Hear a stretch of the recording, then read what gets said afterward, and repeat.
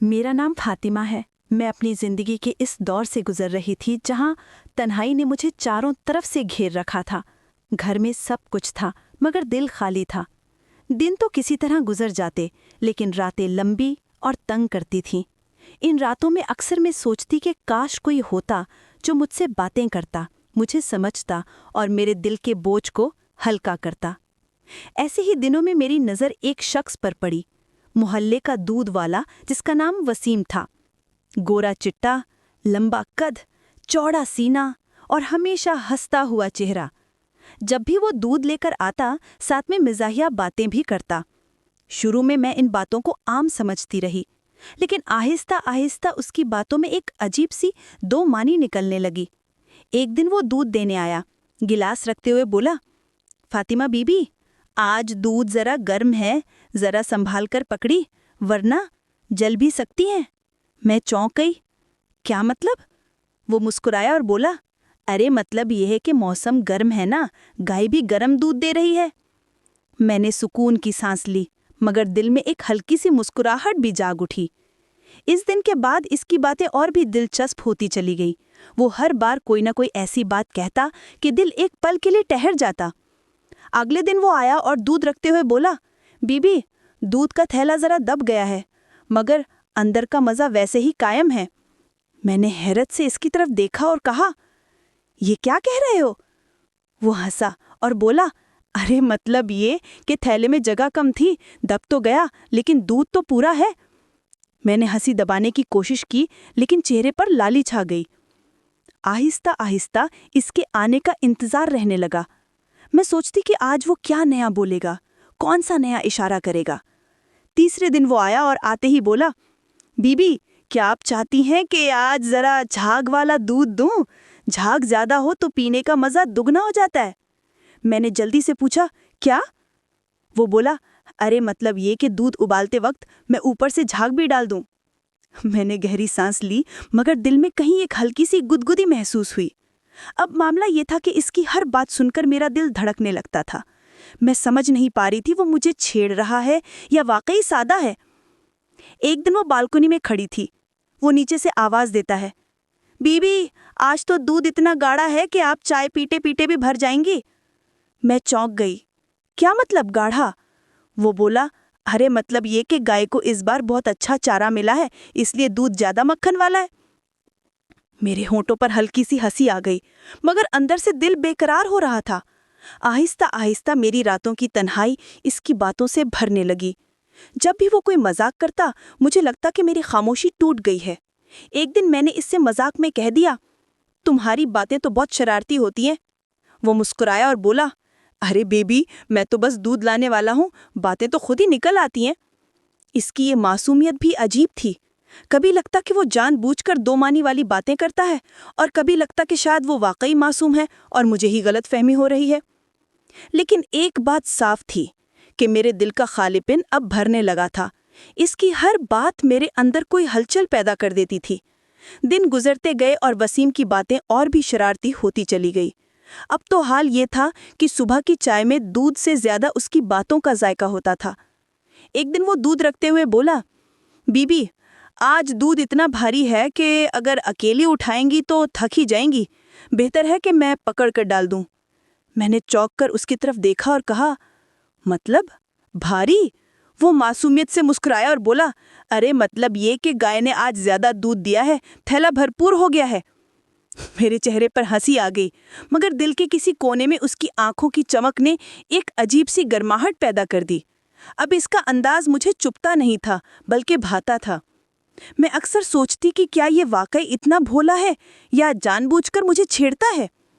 एक रोज वो दूध देते हुए अचानक बोल पड़ा, बीबी, दूध को अगर अच्छे से फेंक लिया जाए तो ऊपर मक्खन की तरह मोटी हो जाती है और मज़ा ही कुछ और आता है। मैंने शर्माते हुए कहा, तुम्हारी बातें तो बस सीधी लगती ही नहीं। वो मुस्कुराया और बोला, अरे बीबी, मैं तो दूध का काम करता हूँ, मेरी हर बात दूध से जुड़ी होती है। अगर आपको कुछ और समझ में आता है तो ये आपकी सोच है। इसकी ये बात सुनकर मैं अंदर ही अंदर शर्मा गई। अब मुझे मानना पड़ा कि इसका हर जुमला मेरे दिल को छू जाता था। आहिस्ता आहिस्ता हमारी बातें बढ़ने लगीं। अब मामला सिर्फ दूध लेने देने तक नहीं रहा था। کبھی وہ پوچھتا بیبی چائے مزیدار بنی، کبھی کہتا آج رات دودھ پی کر سونا، نیند گہری آئے گی۔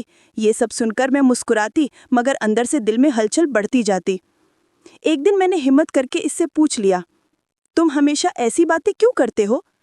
وہ تھوڑی دیر خاموش رہا، پھر مسکرا کر بولا بیبی کیا کروں، جب بھی آپ کو دیکھتا ہوں باتیں خود ہی میٹھی ہو جاتی ہیں۔ میرے گال لال ہو گئے، پہلی بار اس نے ایسی بات کہی جو سیدھا دل تک اتر گئی۔ ایک شام کا واقعہ ہے، میں باورچی خانے میں تھی، اس نے آواز لگائی بیبی آج دودھ ذرا میٹھا ہے، چکھ کر بتائیں۔ میں نے جھنجھلا کر کہا دودھ بھی کبھی میٹھا ہوتا ہے؟ وہ ہنسا اور بولا ارے بیبی اگر گائے گڑ کھا لے تو دودھ بھی میٹھا ہو جاتا ہے، آپ بھی ذرا چکھ لو۔ میں نے غصے سے دیکھا مگر مسکراہٹ روک نہ سکی۔ آہستہ آہستہ اب وہ مجھے کاموں میں بھی مدد کرنے لگا، کبھی تھیلا اٹھا دیتا، کبھی گیس پر دودھ رکھ دیتا۔ اس کا کہنا ہوتا بیبی جب تک میں ہوں آپ کو ہاتھ لگانے کی ضرورت ہی نہیں، سب میں کر دوں گا۔ اب یہ سن کر میرے دل میں ایک عجیب سا سکون اتر جاتا۔ ایک رات کا ذکر ہے، بجلی چلی گئی تھی، گھر اندھیرے میں ڈوبا ہوا تھا۔ میں برآمدے میں بیٹھی تھی کہ وسیم آ گیا۔ اس نے دودھ رکھتے ہوئے کہا بیبی اندھیرے میں اگر گر گئیں تو چوٹ لگ جائے گی، آؤ میں پکڑ لوں۔ میں نے چونک کر کہا یہ کیا بکواس ہے؟ وہ معصومیت سے ہنستے ہوئے بولا ارے مطلب یہ کہ دودھ کا تھیلا پکڑ لوں، ہاتھ سے چھوٹ نہ جائے۔ مگر اس کے بولنے کے ڈھنگ نے میرے دل میں ایسی دھڑکن پیدا کر دی کہ میں چپ رہ گئی۔ اب حال یہ تھا کہ محلے کی عورتیں کہنے لگیں فاطمہ تمہارا دودھ والا بڑا وقت دیتا ہے، باقی گھروں میں تو بس رکھ کر چلا جاتا ہے۔